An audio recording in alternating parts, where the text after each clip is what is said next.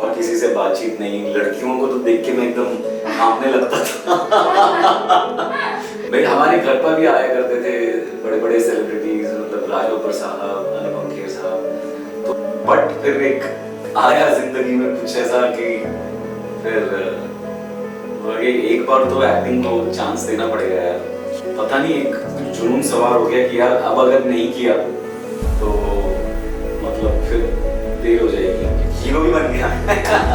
जो कभी नहीं सोचा था। जो सोचा नहीं था मैंने कि होगा, लेकिन बचपन का सपना जो वो दबा के रखा था वो फिर जल्दी पूरा हो गया। हाँ 3 साल तक मैं मतलब ऑडिशन देता रहा और कुछ हो नहीं रहा था, और जिन लोगों से जितने पैसे मांग सकता था सारे मांग चुका था। मतलब और कितना मांगू यार, क्योंकि और मैं इतना डरा हुआ था कि मैं नौकरी नहीं छोड़ना चाहता था, क्योंकि मैंने बहुत ऐसा टाइम देखा था कि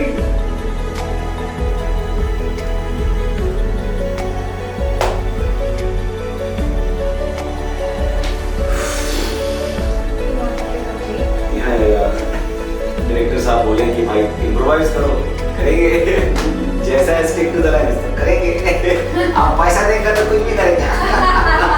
मुझे मेरी हाइट को लेके बहुत तकलीफें थी मतलब जब टीनेज में।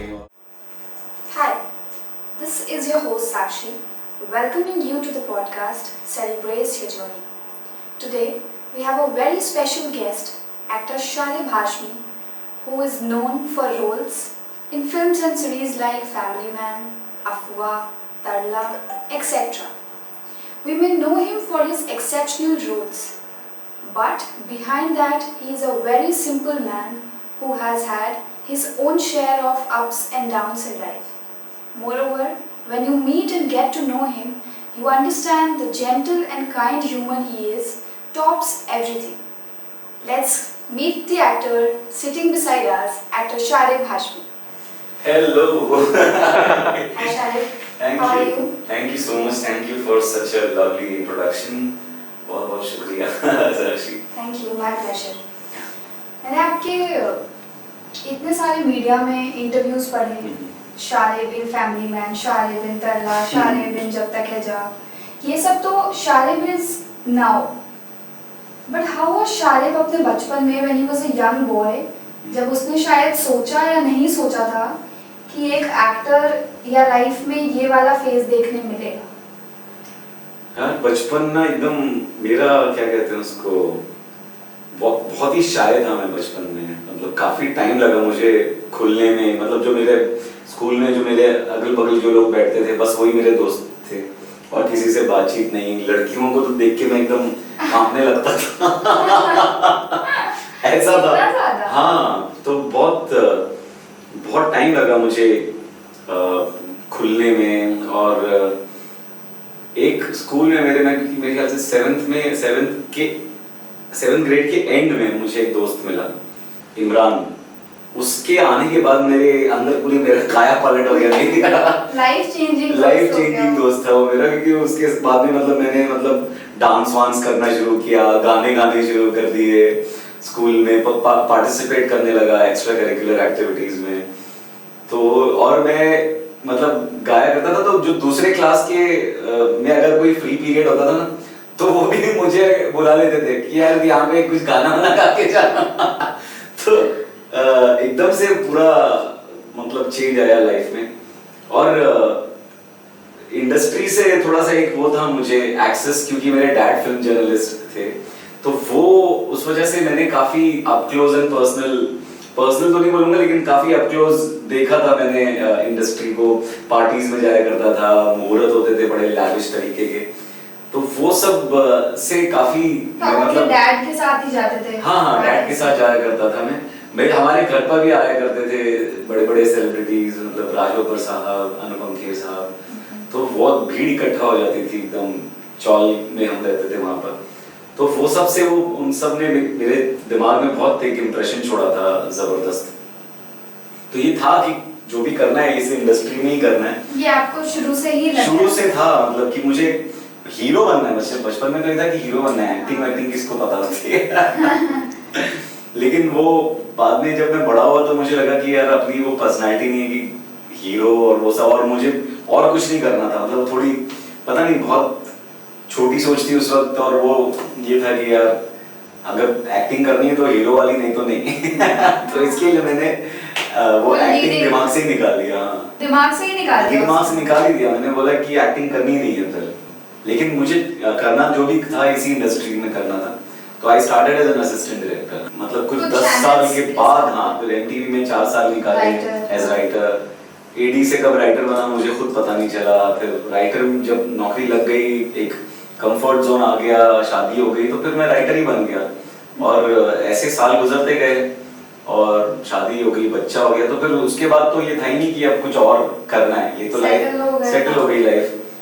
बट फिर एक आया जिंदगी में कुछ ऐसा कि एक बार तो एक्टिंग को चांस देना पड़ेगा यार। क्यों? बट मतलब पूरा सेटल डाउन होने के बाद मतलब वो एक मोमेंट क्या था जब आपको लगा कि हाँ देखा जा सकता है पैरेलली एक्टिंग? एक तो मेरे जब मैं लिख रहा था तो थोड़ा एक्टिंग में एक बैकडोर एंट्री मारी लाइफ में, क्योंकि जब मैं एमटीवी में लिखता था तो वहाँ पे काफी फनी और मतलब स्पूफी शोज हम लोग बनाया करते थे। और उसमें जब मैं वो हमारे डायरेक्टर्स को जब नरेट करता था तो वो कहते थे यार ये तो तू अच्छा कर, तू ये कैरेक्टर तू ही कर ले। तो ऐसे करके सडनली तो किया आपने? हाँ, काफी एमटीवी में हम लोग ने काफी काम किया, लेकिन वो मस्ती वाली चीजें होती थी। ये नहीं था कि यार अब तो मैं एक्टर बन गया। हाँ, लेकिन मुझे मजा आता था। हाँ, कि एक वो गैग किया, उसमें एक फनी कुछ कैरेक्टर प्ले कर दिया, जोक बनाए और मस्ती कर ली। वो सीरियसली एक्टिंग वाला तो दिमाग में बिल्कुल नहीं था, लेकिन मजा आ रहा था क्योंकि जिस दिन मुझे एक्टिंग करनी पड़ती थी, मुझे बकरा के लिए वो लोग काफी बुलाया करते थे एमटीवी में। मतलब मैं एक तरीके से राइटर तो था ही, मैं इन हाउस एक्टर भी बन गया था, इन हाउस डबिंग आर्टिस्ट भी बन गया था। किसी को कुछ डब करना होता था, अरे शाहिद को बुलाओ, तो मैं जाके ऑफिस में ही, हमारा स्टूडियो भी ऑफिस में ही था, रिकॉर्डिंग स्टूडियो भी, तो वहां जाके रिकॉर्ड कर लिया, फिर वापस आके बैठ गए। तो जब मुझे ये सब करने को बोलते थे ना कि यार डब करना है, उस दिन मेरे लिए एक्स्ट्रा छुट्टी हो जाती थी सैटरडे संडे के अलावा। तो मैं वो बहुत एंजॉय कर रहा था। बट एक्टिंग इनफैक्ट जॉब में रहते रहते मैंने 2 फिल्मों में काम किया, एक स्लमडॉग मिलियनेयर में और हाले दिल नाम की एक फिल्म थी। इन दोनों फिल्मों में मैंने तकरीबन आसपास साथ में शूट किया था। लेकिन तभी भी ये नहीं था कि यार एक्टिंग करनी है। वो पता नहीं एक कुछ जुनून सवार हो गया कि यार अब अगर नहीं किया तो मतलब फिर देर हो जाएगी, क्योंकि वैसी काफी देर हो चुकी थी। मतलब आई वाज ऑलमोस्ट 33, मतलब मैंने दिसंबर में अपना जॉब छोड़ा, अगले महीने में 33 का होने वाला था। तो तब मैंने डिसाइड किया कि यार मुझे एक्टिंग को एक फुल शॉट देना चाहिए। बट यू थॉट कि मैं उस लायक नहीं हूँ या लीड रोल्स नहीं मिलेंगे? नहीं, ये वो लीड रोल वाला फिर तो वो तो बड़े होने के बाद दिमाग से आउट हो ही गया था। उसमें तो मतलब मेरे कोई मतलब उतना डिल्यूजनल नहीं था मैं कि हीरो किसी ना किसी दिन बनूंगा ही बनूंगा। वो तो दिमाग से आउट हो गया था। एक्टिंग का प्यार धीरे धीरे बढ़ने लगा था, क्योंकि मैं जब एमटीवी ज्वाइन किया मैंने, तो पहले तो मैं सिर्फ हिंदी फिल्में देखा करता था, बॉलीवुड फिल्में देखा करता था, और एक खाली उतना मेरा एक कुएं का मेंढक था मैं कि हाँ यही दुनिया है, यही फिल्में होती हैं, यही परफॉर्मेंसेस होती हैं। लेकिन जब मैंने एमटीवी ज्वाइन किया तो मैंने वहाँ पे जो मेरे दोस्त थे अंग्रेज किस्म के सारे, तो उन्होंने मुझे पूरी दुनिया भर का सिनेमा दिखाया, और तब मुझे मतलब रियलाइज हुआ कि यार ये भी सिनेमा है और ये कितना कमाल है, हम भी ये सब कर सकते हैं। और तो वो मेरा और ज्यादा थोड़ा क्या कहते हैं उसको एक्सपोजर मिला मुझे एमटीवी में जब मैंने ज्वाइन किया। तो फिर ये नहीं हो रहा कि यार एक्टिंग का फिर से एक वो लगाव फिर से शुरू हुआ कि यार अगर एक्टिंग करने मिले तो मुझे ऐसा कुछ परफॉर्म करना है, कुछ ऐसी परफॉर्मेंस होनी चाहिए जो अंदर रह गया था। हाँ। उस टाइम के बाद से आपको लगने लगा कि नहीं ये फिर से पॉसिबल है। और लेकिन तभी भी मतलब ये नहीं था, दिमाग में ऐसा था कि यार फिर कि रोल अगर मिले तो बस अच्छा करने के लिए उसमें कुछ अच्छा हो, लेकिन हीरो वाला तो दिमाग में बिल्कुल नहीं था। इनफैक्ट जब मैंने नौकरी छोड़ के जब ऑडिशंस देने शुरू किए तब तो मैं किसी भी चीज जो भी काम मिले वो करने के लिए तैयार था। और बट थैंकफुली ऊपर वाले ने मतलब साथ दिया, और मतलब मुझे बहुत करियर की शुरुआत में मतलब मेन लीड में मतलब मौका मिल गया फिल्मिस्तान के जरिए, तो हीरो भी बन गया। जो कभी नहीं सोचा था, जो सोचा नहीं था मैंने कि होगा, लेकिन बचपन का सपना जो वो दबा के रखा था वो फिर जल्दी पूरा हुआ। हाँ। लेकिन हम जैसे जैसे ना लाइफ के फेजेस में 20s में आ रहे हैं, लेट 20s में आ रहे हैं, अर्ली 30s, जैसे जैसे आगे बढ़ते हैं ना हमारी रिस्क टेकिंग कैपेबिलिटी जो है वो कम होती जाती है। और स्पेशली अगर आप लेट 30s में सिंगल है ना, तो अगर वो कंपेयर करें किसी और लेट 20s या लेट 30s वाले से जो मैरिड है, फैमिली है, तो कंपैरेटिवली उसका रिस्क हाई रहता है। क्योंकि सिंगल इंसान के पास एटलीस्ट खुद का है, जो है घर नहीं है, खाने का है, बट आपके पास एक पूरी फैमिली और आप बता रहे हैं बच्चा भी था, ये पूरा बैक होम था टू लुक आफ्टर। तो ये डिसीजन मतलब वो गट्स हाँ यार, पता नहीं उसके लिए मतलब आज मैं सोचता हूँ तो, और क्योंकि जो जो चीजें मैंने देखी उसके बाद ये डिसीजन जो लिया कि भाई एक्टर बनूंगा, अब मैं सोच तो लिया और कर भी लिया, लेकिन उसके बाद जो तकलीफें सामने आई वो अब मैं सोचता हूँ तो मैं सोचता हूँ कि यार ये कैसे कर लिया मैंने। लेकिन मतलब अगर फैमिली का सपोर्ट नहीं होता, अगर बेगम ने उस वक्त सपोर्ट नहीं किया होता तो वो कभी पॉसिबल नहीं हो बट पाता आप था। लोगों ने मैनेज कैसे किया, मतलब इन अ सिटी लाइक मुंबई? हाँ कैसे किया, मतलब बहुत बहुत मुश्किल था यार वो। मतलब जितनी सेविंग्स थी मेरी सारी खत्म हो गई थी। मुझे लगा था कि यार जितनी अभी है मेरे पास पैसे, इसके अंदर तो मैं 4-5 अच्छे काम मिल ही जाएंगे और मैं मतलब तब सेट हो जाऊंगा, सब कोई टेंशन की बात नहीं है। तो लेकिन जैसे मुझे लग रहा था इतना आसान है उतना था नहीं, क्योंकि मैं ऑडिशंस पे ऑडिशंस दिए जा रहा था, रिजेक्शन पे रिजेक्शन हुए जा रहे थे।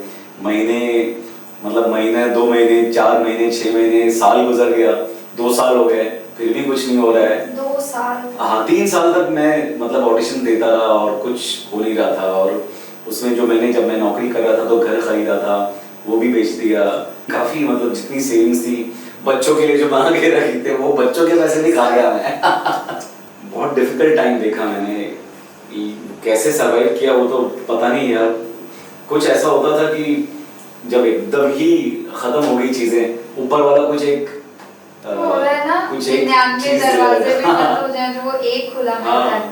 तो एक कोई राइटिंग का काम सामने आ जाता था अचानक से कि यार कोई रियलिटी शो में एंकर लिंक्स लिखने के लिए, तो वो मैं कर लेता था और उससे मेरे कुछ 1-2 महीने का, 3 महीने का राशन घर में आ जाता था। फिर मैं वापस ऑडिशन पे लग जाता था। मतलब इतना चीजें इतनी बेसिक, मतलब वो होता है ना, रोटी कपड़ा मकान, वहां तक आ गई थी। हाँ और उसमें मुझे ऐसा लगता है कि सारा अगर फैमिली का सपोर्ट नहीं होता तो सही में नहीं हो पाता था। दोस्तों ने मुझे बहुत सपोर्ट किया, बहुत मतलब इमोशनली, फाइनेंशियली, हर तरीके से मतलब। तो अगर वो चीज़ें साथ में नहीं होती, मेरे आसपास के लोग अगर उतने एनकरेजिंग या सपोर्टिव नहीं होते, तो मैं मतलब शुरू में ही गिव अप कर देता था शायद और फिर से नौकरी पे लग जाता था। इनफैक्ट फिर से नौकरी पे लगना पड़ा मुझे 3 साल तक, जब कुछ भी नहीं हुआ और जिन लोगों से जितने पैसे मांग सकता था सारे मांग चुका था। तो मतलब और कितना मांगो यार, क्योंकि आप जितनी बार आप पैसे मांगते हो आप अपनी थोड़ी सी डिग्निटी खोते तो नौकरी फिर करनी पड़ी। कुछ 3-4 महीने हुए थे वहाँ कि मुझे शानू शर्मा का फ़ोन आया और उन्होंने मुझे जब तक जान के ऑडिशन के लिए बुलाया। उन्होंने मेरी एक शॉर्ट फिल्म देखी थी मेहरूनी, जो यूट्यूब पे है, आप देखिएगा ज़रूर। और फिर फिल्मिस्तान में और नितिन जो फिल्मिस्तान के राइटर और डायरेक्टर हैं, वो लिख रहे थे, हम दोनों मिलकर लिख रहे थे और उन्हें एक प्रोड्यूसर मिल गया। तो उन्होंने मुझे ऑडिशन करने के लिए कहा मेन लीड के लिए। तो मैं मतलब एकदम सब कुछ थका के मैं बैठा हुआ था। सडनली अभी यहाँ मैंने अब तो यार लोन चुकाने हैं सब। हाँ और फिर ये खींच रहा है वापस से ये एक्टिंग मुझे मतलब अपनी तरफ। और मैं इतना डरा हुआ था कि मैं नौकरी नहीं छोड़ना चाहता था, क्योंकि मैंने बहुत ऐसा टाइम देखा था कि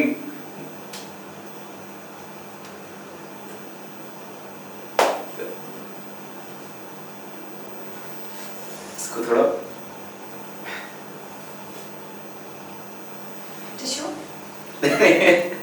इससे पहले मैं कुछ ज्यादा ही रो रहा हूँ साला, पता नहीं क्यों इमोशनल ज्यादा हो गया मामला। तो मैं नौकरी छोड़ना नहीं चाहता था, क्योंकि जो टाइम बीच में देखा था वो इतना बुरा था। एक पॉइंट ऐसा भी था कि अगले दिन कहाँ से राशन आएगा सारा, उसका भी ठिकाना नहीं था। तो वो मैं वापस से नहीं जीना चाहता था। लेकिन तो मैंने अपने जो बॉस थे मेरे, मैंने उनको बोला कि मुझे छुट्टी दे दो, लेकिन मैं वापस वो ज्वाइन करूंगा, मतलब अनपेड लीव दे देना मुझे। लेकिन दोनों की शूट एक साथ आ गई थी, तो मुझे 1.5 महीने की छुट्टी चाहिए थी। तो उन्होंने बोला कि यार अभी तो ज्वाइन किया है और अभी इतनी सारी छुट्टी मांग रहे हो। तो मैंने बोला यार यश जी के साथ काम करने का मौका मिल रहा है और दूसरी फिल्म में मैं मेन लीड कर रहा हूँ, मैं कैसे ये दोनों अपॉर्चुनिटीज जाने दूँ। तो उन्होंने बोला यार या तो एक्टिंग कर ले या नौकरी कर ले, मतलब दोनों एक साथ तो नहीं होगा। तो फिर मैंने बोला यार फिर नौकरी तो जोड़नी पड़ेगी, और जिनको मतलब मेरे पैशन की कदर नहीं है वो बोल रहे या तो एक्टिंग कर ले या नौकरी कर ले, और वो मेरे बहुत अच्छे जानने वाले थे जिन्होंने मुझे, जो मेरे बॉस थे वहाँ पर। तो मैंने बोला भाई फिर तो भले बाद में फिर से नौकरी करनी पड़े, लेकिन यहाँ मैं नहीं करने वाला हूँ।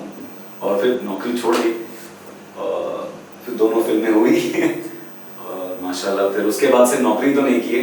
हाँ पापड़ और बेलने पड़े वो अलग बात है, लेकिन नौकरी फिर नहीं की उसके बाद। तो कौन से मूवी या कौन से काम के बाद ऐसा लगा कि ये जो सुबह है ये अलग है? एक तो फिल्मिस्तान से चीजें बदली बहुत मेरे लिए, क्योंकि वो पूरी इंडस्ट्री ने वो फिल्म देखी और उसे जो अप्रिसिएशन मिला फेस्टिवल्स में, जब हम काफी फेस्टिवल्स में ऑडियंस और क्रिटिक्स दोनों को फिल्म पसंद आई थी। तो वो एक अलग किस्म का, मैं सारे अवार्ड्स में नॉमिनेट हुआ था फिल्मिस्तान के, स्क्रीन अवार्ड मिला भी था मुझे best actor in a comic role में।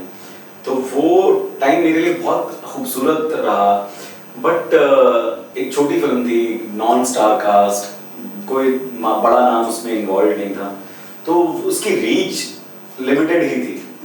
तो वो क्या कहते हैं, उसके बाद 2 महीने काफी अच्छी फिल्में साइन भी की, लेकिन पता नहीं क्या डेस्टिनी थी कि चीजें वो या तो शुरू होने से पहले बंद हो गई या बीच में अटक गई या कंप्लीट हो गई पर रिलीज नहीं हो पाई कुछ फिल्में।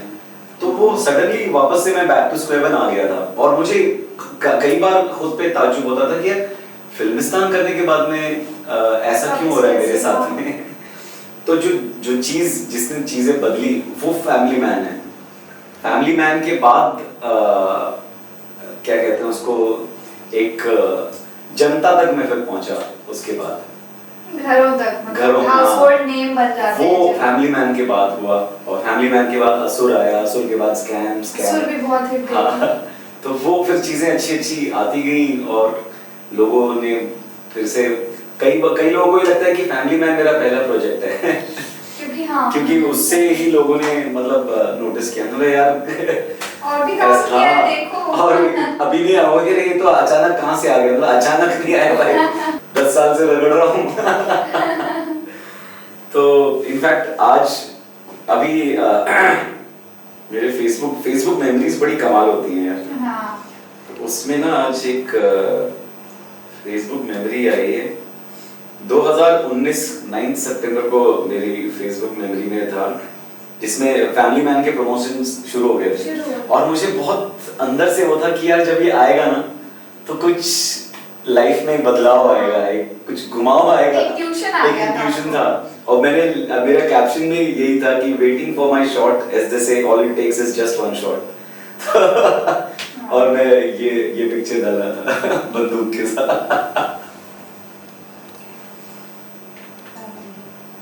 तो अभी आप ये मेमोरीज ही देखते हुए आ रहे हैं। हाँ।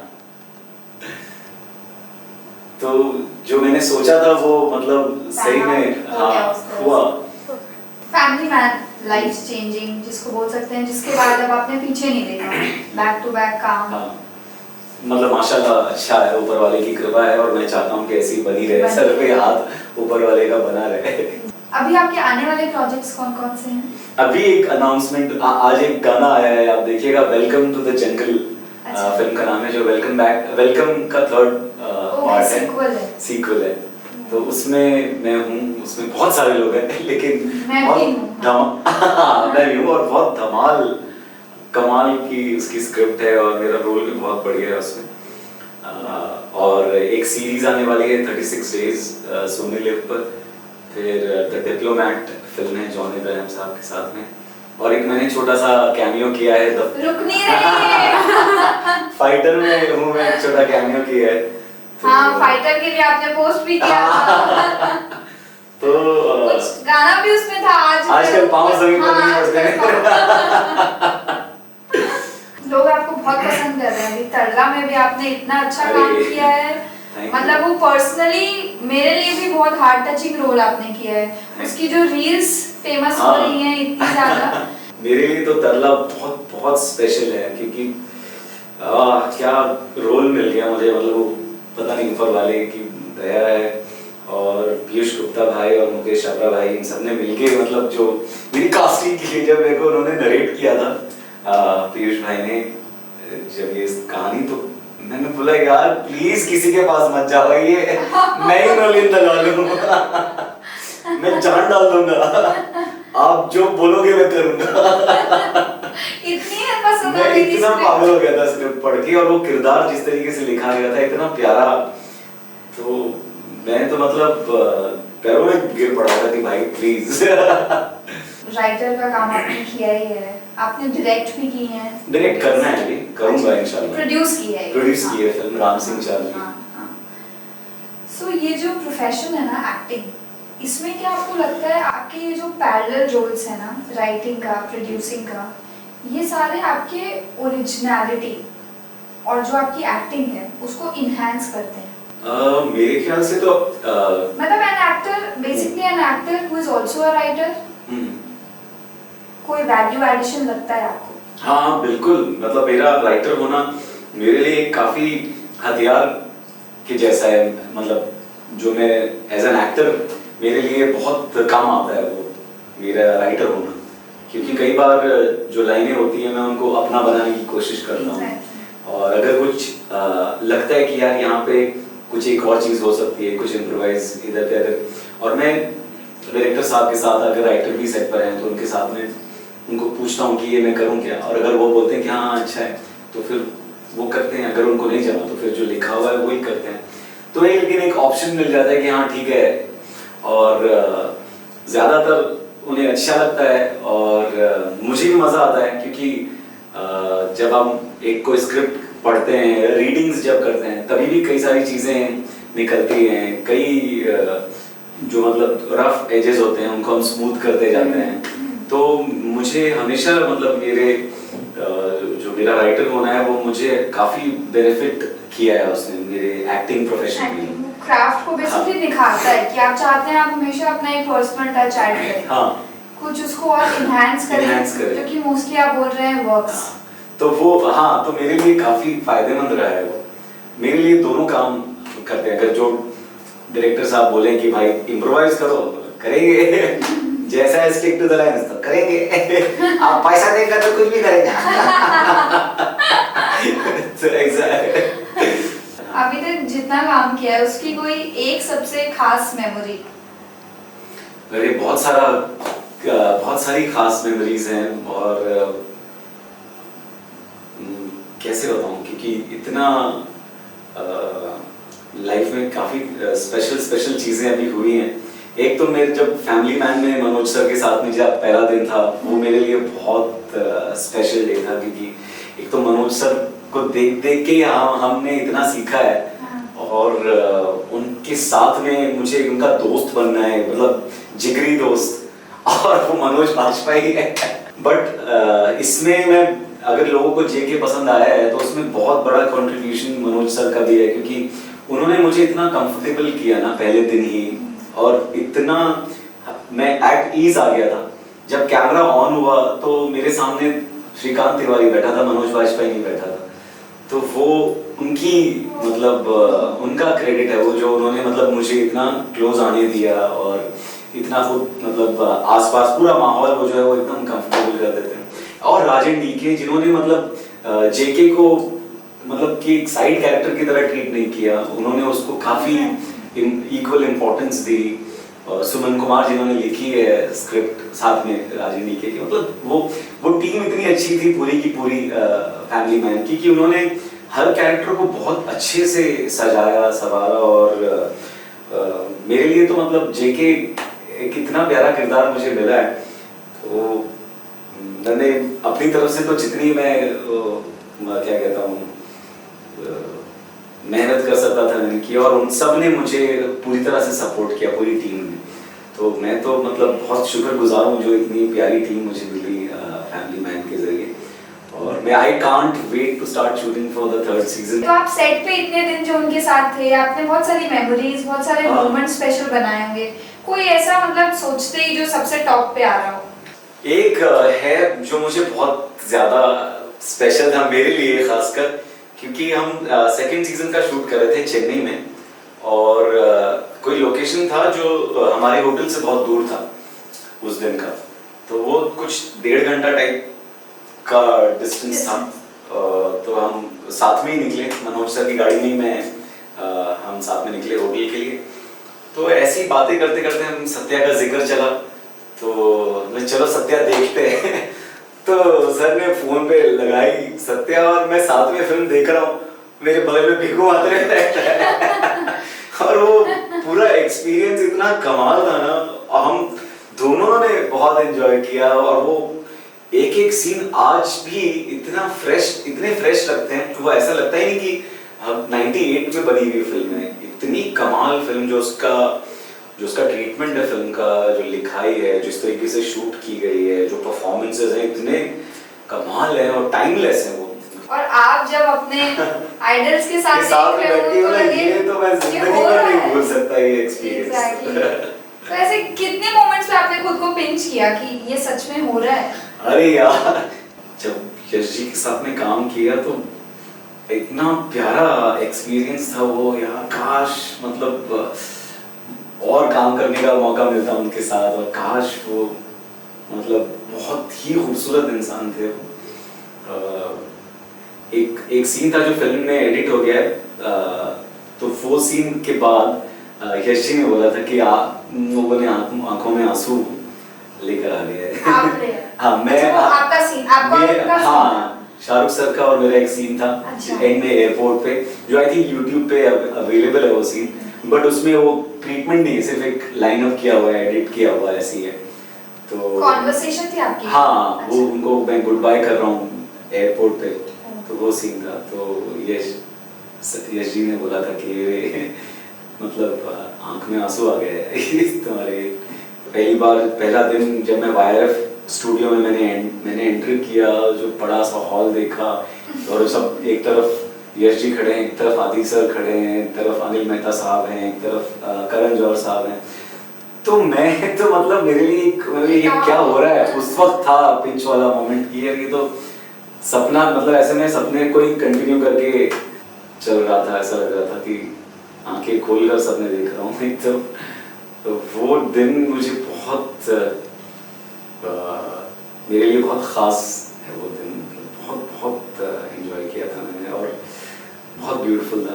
शाहरुख साहब के साथ पहली बार स्क्रीन शेयर किया, और जब मेरा पैकअप हुआ तो उन्होंने मुझे कुछ अच्छा बोला, तारीफ की, कुछ 2 शब्द बोले, तो मैं तो मतलब एकदम झूम रहा था उस रात को, तो नींद ही नहीं आई। ऐसे लोग जो इस रेस में हैं, जिनके पास जरूरी नहीं है कि आप जैसा पेशन या रिस्क टेकिंग एबिलिटी हो, बट वो एक्टिंग के प्रोफेशन के लिए एक पैशन लेके रोज वही बैग लेके निकल रहे हैं, शाम को आ रहे हैं, उनके लिए आपका कोई एडवाइस या सजेशन? मैं तो यही बोलूँगा भाई, टिके रहो और मतलब काम करते रहो, ऑडिशन पे ऑडिशन देते रहो। अगर रिजेक्शन हो रहा है तो भी अपने आप को और निखारो। ऑडिशन जो है वो आप लोगों का रियाज है, एक एक्टर का रियाज होता है ऑडिशन देना। और मैं I am not a trained actor, ना मेरा कोई थिएटर बैकग्राउंड भी नहीं था, तो मैंने ज़्यादातर जो भी सीखा है ऑडिशंस के ज़रिए सीखा है।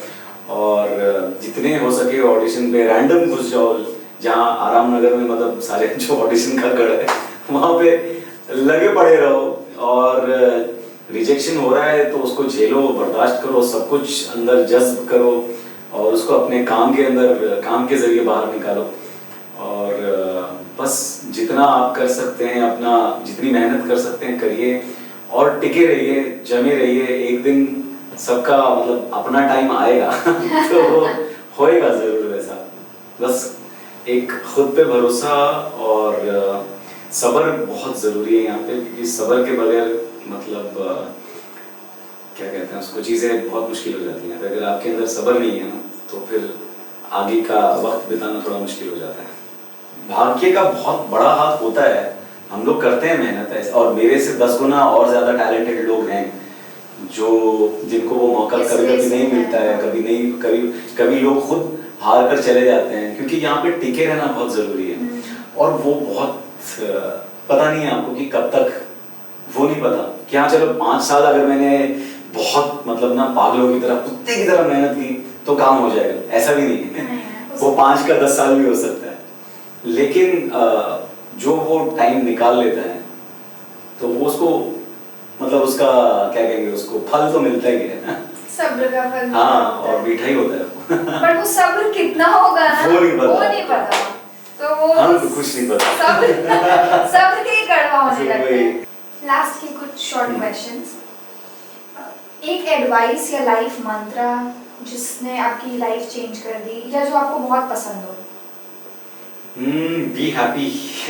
मेरी लाइफ का यही मंत्र है, क्योंकि काफी सारा इतना मुश्किल टाइम देखा है। एक तो खुश रहना मेरे अंदर काफी, वो पॉजिटिविटी काफी भरी हुई है अंदर कूट के। तो बहुत इम्पोर्टेंट है, बहुत इम्पोर्टेंट है, खासकर इस लाइन में अगर आप हैं तो आपको अंदर से पॉजिटिव रहना बहुत ज्यादा जरूरी है।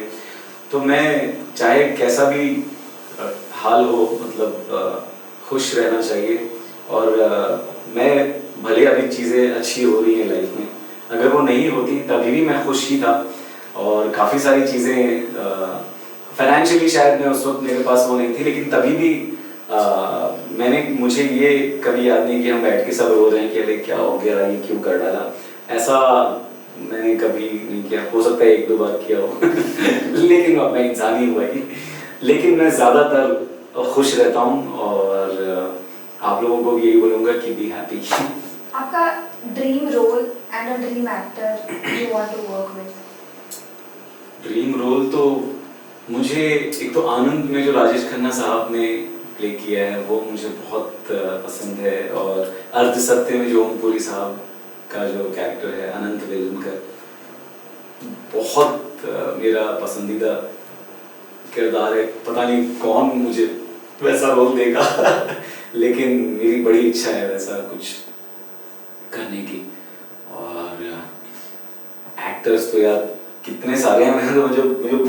मुझे कब से मैं तड़प रहा हूँ नसीर साहब के साथ काम करने का मौका मिले। आई होप कि इस साल वो पूरा हो जाए। सो पहला ये कि लाइफ में कोई रिग्रेट है? रिग्रेट सच बोलना है। हाँ, रिग्रेट की सिर्फ ये कि मैंने बहुत लेट एक्टिंग शुरू की। काश मुझे मतलब मेरी कॉलिंग जो है वो थोड़ी पहले रियलाइज हो गई होती, जबकि मुझे था मेरे दिमाग में, बट मैं श्योर नहीं था।